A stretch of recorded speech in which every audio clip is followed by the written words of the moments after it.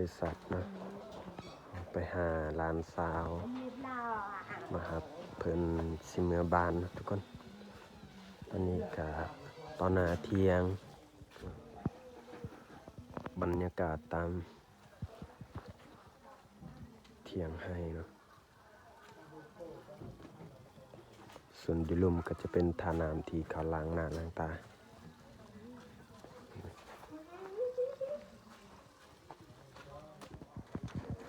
ส่วนภาคหันและส่วนเขาเจ้าเฮ็ดเนาะเขาเฮ็ดส่วนกาแฟบ่ค่อยแจ้งปานใดเพราะว่ายังมืดอยู่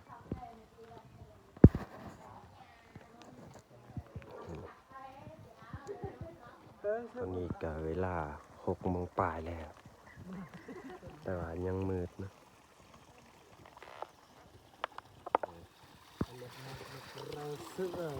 เขาเจ้าล้างหน้า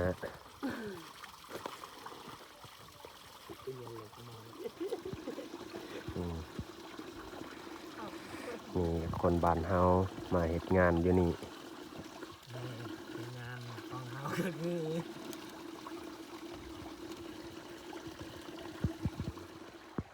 สาวว่ายน้ำนะโอ้คุณขนาดเปื้อนเพราะว่าเขาล้างหน้าล้างตาอยู่นี่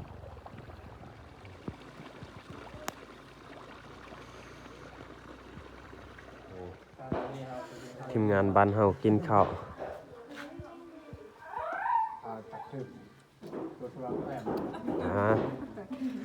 ปาดของกินไก่เนาะ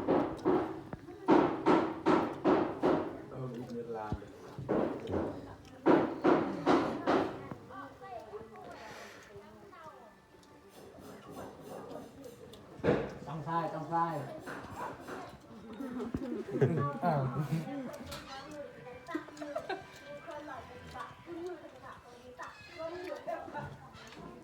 เมื่ออินดิบต้นไกลนี่สำหรับนี้กาแมน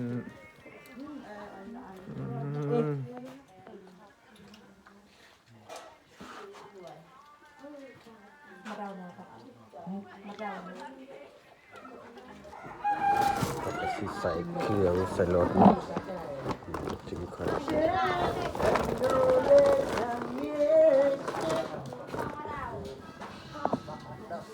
โอนผักเค็มหลานสาวเฮ็ดเวียกเนาะส่วนกาแฟเบิดตามแคมพูนี่แหละเขาใส่ตามพูเขาเสียหญ้าหรือว่าหดพักบางคนก็หดพักบางคนก็เสียหญ้าก็เจ้าไปเฮ็ดเวียกเขารวมแถวเนาะบางคนก็สิออกเดินทางเมื่อบ้านนะทุกคน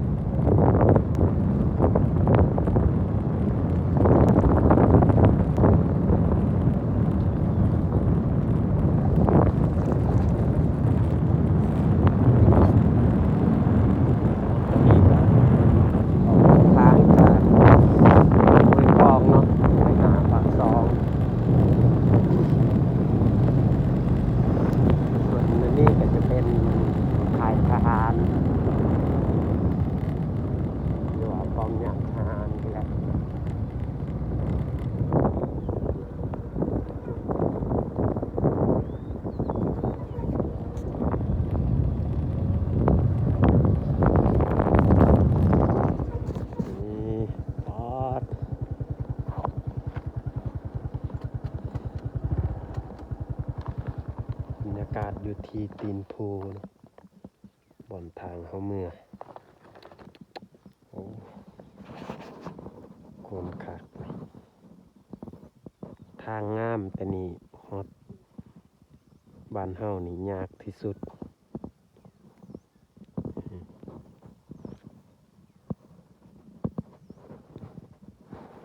ก็ร้านเช้าถ้าร้านเช้าไปซื้อเครื่องเนาะอยู่ที่ตลาดห้วยกอง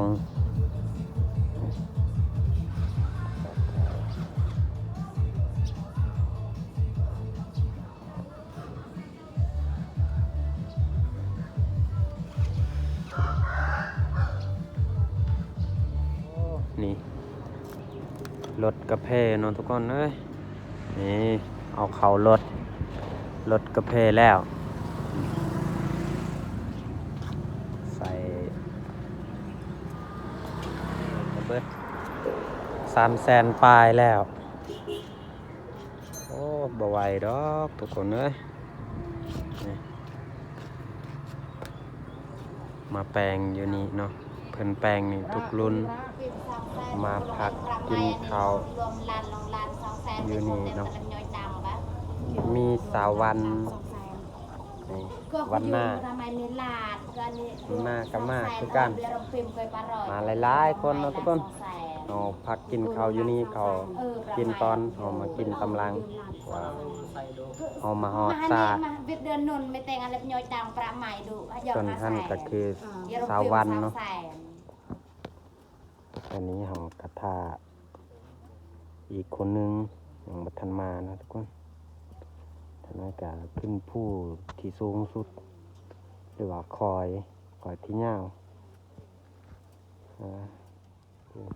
ป่าหลายโตนะป่าน้อยป่าโอ้ทีมงานของเฮาเต็มแต่เครื่องที่พวกไปทำงานขอมาเขาก็ซื้อแล้วแกงออกเดินทางต่อว่ายังทันหอดออกเดินทาง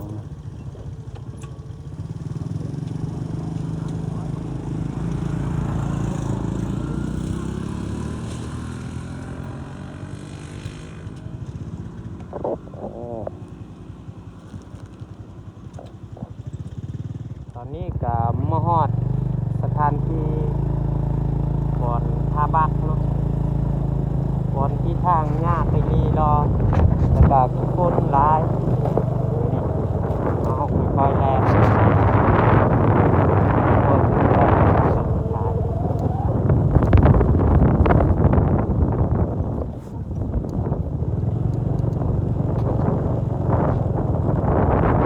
นี่ก็คือน้ำเซ่ดอกวิถายโอ้เติมไทยบงพลังนี่แหละปูนที่ต้มนี่ระดับซ้ำหัวเข่าเฮาความยากนะนี่โอ้ฝนเอ้ยลำบากไปเลยรอ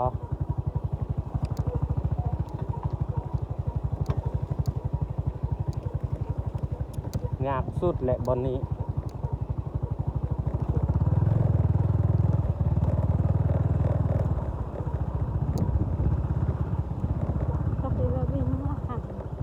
ว่า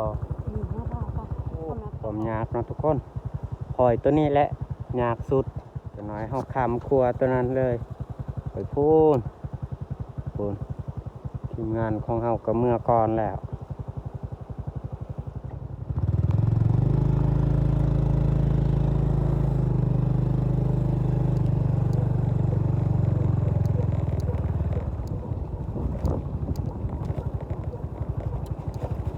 ซัมคิงนี่ลุเบิดที่ฝุ่นผมเลิก